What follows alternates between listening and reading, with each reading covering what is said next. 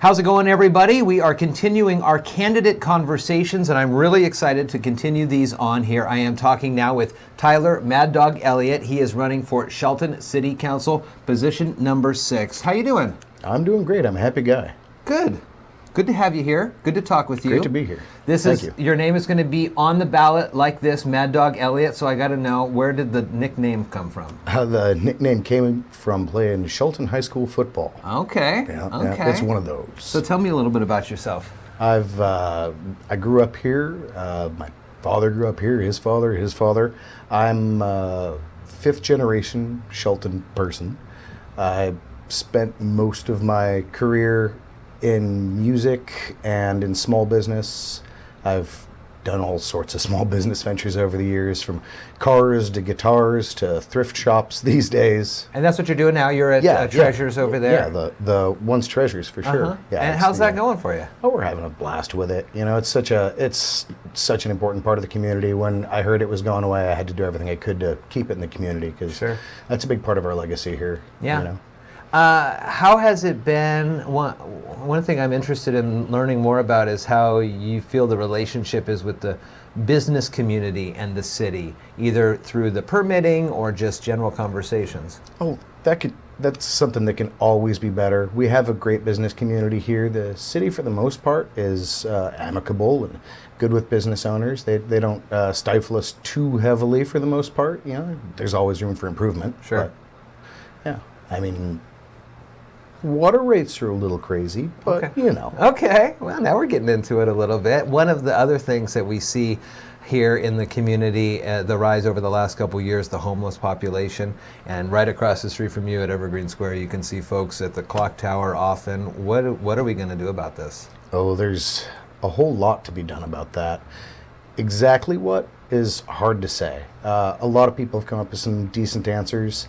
I know that there's talk of a very large low-income housing project going in right on top of our watershed, which is mind-blowing to me, because those are natural resources. We can't just give those away and put low-income housing on them. That is the most frightfully stupid thing I've heard of in at least 20 years here in Mason County. And the man I'm running against, who I'm only running against because he was unopposed, mind you, is the chief proponent of that.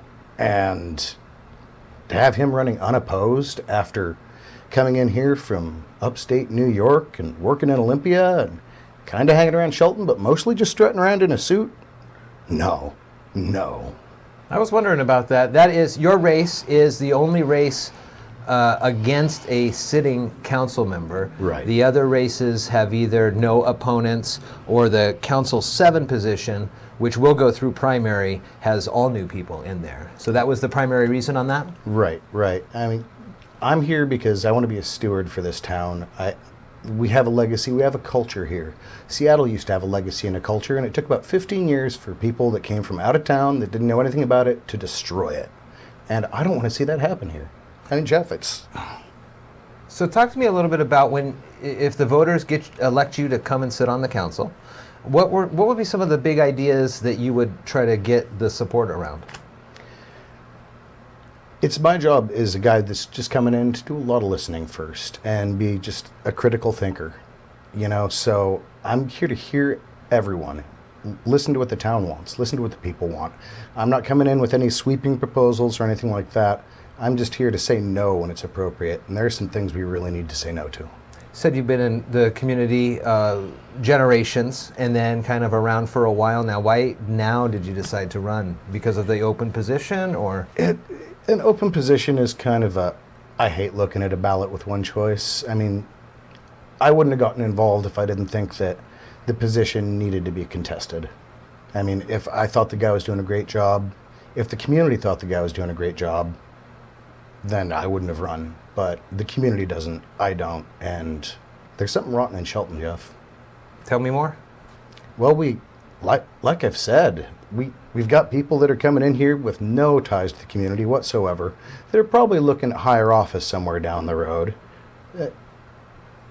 This isn't your jumping point. Joe, this isn't your jumping point. Go home.